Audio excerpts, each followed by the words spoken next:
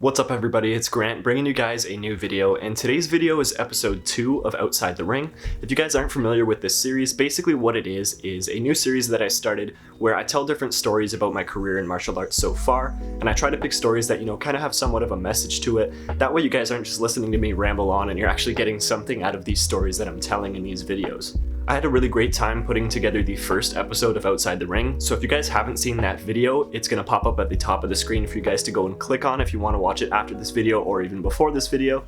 The stories aren't really intertwined or anything, so you don't need to watch them in any order, so it doesn't matter whether you watch it actually before or after this one. But anyways guys, that's basically what this series is, again if you weren't familiar with it. So today I picked out another story, and this is a really great story. I haven't really talked about it at all. Like, I haven't talked about this on YouTube at all, and I don't really mention it a lot to, just people I'm talking to when we're talking about martial arts or anything like that. So I decided that I would pick this story and tell you guys about it because I think it's an important story, and it's definitely one of my favorites. So as you guys can tell by the title of the video, this is probably one of my favorite interactions in my martial arts career so far, and it's an interaction between me and this one kid that was watching me perform at a tournament, but we're gonna get to that point, so I'll kind of set the scene first, I guess. So it was one weekend. I probably would have been around, I want to say 15 or 16 years old, and around that time was the time that I started to, really start to perform at the higher level tournaments. So, I'd always done decently well throughout my career,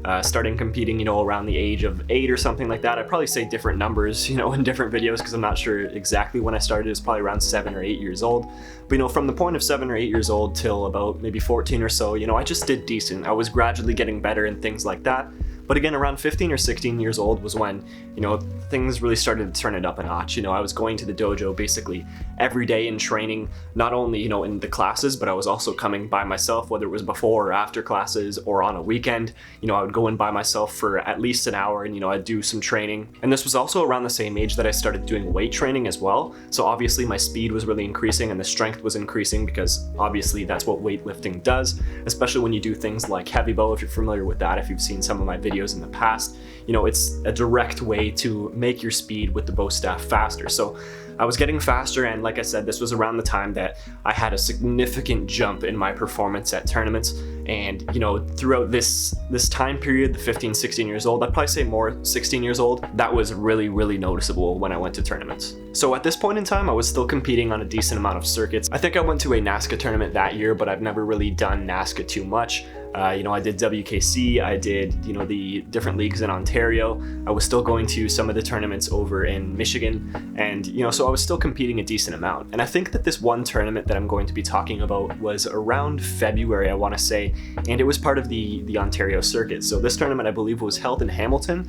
If not, then it was, around that same area. So it was a little bit of a trip to go up. And at this point, I was kind of in an age category in competing where I didn't really have a lot of, or I guess I didn't really have any of my teammates competing in my age category, and obviously in the black belt divisions, a lot of the people that were competing with me were younger or significantly older. So I was kind of by myself in this tournament, and of course you're competing with familiar faces and stuff, but I was I wasn't really going there expecting anything, obviously just going to try my best and trying to hopefully come home with that first place or at least like a trophy or something like that. And I think I actually have the video somewhere of me performing at this tournament. I'll probably have to find it for like a future video to go back and look at it or something, but I forget exactly how many people were in the division, but it was a competitive division. There were some good people here, and it not that it surprised me because Canada does obviously very, very well at the World Championships. There's a lot of great Canadian competitors, but I don't know, I think at this point in time, since I was saying it was around 15 or 16 years old, I think I would have just probably moved up an age category. So basically every time you move up an age category, unless you're like insanely good, usually it's going to get a lot harder. So I think that's what it was. Everybody in the division was really, really good. But like I said, at this point in time, that's when I had my huge jump in how I was performing and stuff like that. So, I was right in there and able to compete with the other people who were, in that age category for probably like a year already. So chances are they were probably a little bit older than me. So anyways, that's setting the scene. So tournament day comes up. Usually we start early in the morning. I think this one didn't have any of the tournament the night before. Some of them, you know, have like the tournament goes the whole weekend. Some of them it's 2 days, you know, some of them it's a week, etc. So I think this one was just 1 day. So I got up and I went to go perform. And this performance, to make a long story short, ended up being probably one of my favorite ones in that category of time, I guess I would say. You know, everything just felt on, all my moves felt good, the technique felt great, the speed obviously, as I was talking about before, especially since being, you know, doing weight training for a little while before that, everything felt really, really good. And I think I ended up taking home first place in that division. And, you know, that was great and all, but it really would not compare to what was about to happen to me or the interaction that I was about to have. So usually after I compete, when I walk out of the ring, I kind of usually just, you know, I'll go get water and stuff like that, but I'll kind of just like pace around the ring, because obviously your heart rate's up and everything. You've got all that adrenaline shot into you and stuff. So I kind of just, you know, walk it off and just try to get rid of all that so that you can calm down. Especially if you have another division coming up, you kind of need to get rid of that pretty quickly so that you're calm and ready to go for the next division. But anyways, I was just kind of walking around, and I remember walking up close to, I guess the ring was on the far side of the building, so it was close to the walls. And then somebody came up to me, and I obviously don't remember the exact words of the conversation and things like it, so things are going to be, you know, mixed up a little bit. But basically the person was like, "Excuse me," and then I looked over, and it was this dad with his young kid, his young boy, and I look over, and the dad, you know, was complimenting my performance and everything. And then he told me that his kid was really inspired by the performance. And that's, you know, even that in itself is something that's like just awesome. Obviously at that time I was teaching as well, so, you know, I was working with a lot of students who were kids at the dojo and stuff like that. But it's completely different when, you know, it's somebody you don't know who they go out of their way to, you know, tell you something like that. It's awesome. So anyways, the dad said that, you know, the kid was a little bit too shy to come up and tell me, but that he really liked the performance and everything. And I ended up talking to them for a couple minutes, even though the division was going on. And that entire conversation was awesome. And it wasn't just the fact of, you know, obviously being complimented. It was the fact that, you know, I had no idea that this dad and the kid were watching. I had no idea they were there. You know, especially when you're in the ring and you're doing your performance, you don't really see anything around you. You're just, you know, doing what you got to do and then walking out of there. So, you know, the fact that something like that could happen and you don't even know, you know, you're inspiring somebody. And I really want to try to sound like I'm, you know, not tooting my own horn too much here. I'm just trying to get this message across.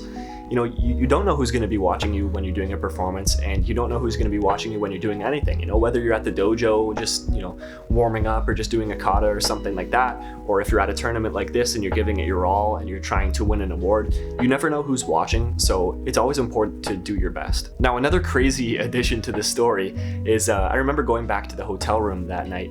And so I went to go into the elevator. So the elevator door opened up, and believe it or not, this dad and his kid were in the elevator. So I ended up talking to them again a little bit more, and you know, they asked a couple more questions and stuff like that. I want to say they asked me something about my bow that I was using and things like that, but a couple random questions here and there, but kind of just a continuation of the conversation that we had a little bit before in the day. And you know, what are the odds of that? I like to believe that, you know, everything happens for a reason, and it was just crazy that, you know, that whole interaction happened, and then, you know, I saw them again. What are the chances they're at the same hotel? I see them at the same time, right when, you know, I'm getting into the elevator and stuff like that. But again, it was just a crazy moment. Always make sure that you try your best, you know, give it your 100% effort, and that's really all that's important. And also, for those of you that are younger and, you know, have kind of had a similar experience where you see somebody you enjoy watching compete, or, you know, you just see them walking around or something like that, feel free to go up to them. I guarantee you that 99% of people are going to be glad that you came up and talked to them. You know, so don't be shy. You know, they're going to want to talk to you. They're going to want to, you know, if you have questions for them or something like that, they're going to want to answer them, and they're going to be really grateful that you came up and talked to them. So again, if you are younger and you see somebody at a tournament, go ahead and go talk to them, right? Chances are they don't bite, and there's a really good chance that, you know, you're going to learn a lot just by even just a couple minutes talking to somebody like that. But guys, that's basically it for the story today. I know it's nothing too complex or whatever, but like I said, for these stories, I want to tell you guys things that at least have somewhat of a meaning to it. So I hope that you guys kind of got the message behind this story. Obviously, again, being, you know, always trying your best. You never know who's watching. You could be inspiring somebody and you don't even know that they're there, kind of in the same situation that I was in. So, you know, make sure you follow that message. Doesn't matter who you are, whether you're, you know, a well-known name in a sport or whoever you are. You know, you're always going to be inspiring somebody by trying your best. So make sure you do that. But hopefully you guys enjoyed the video. Thank you for watching, and I'll see you in the next video.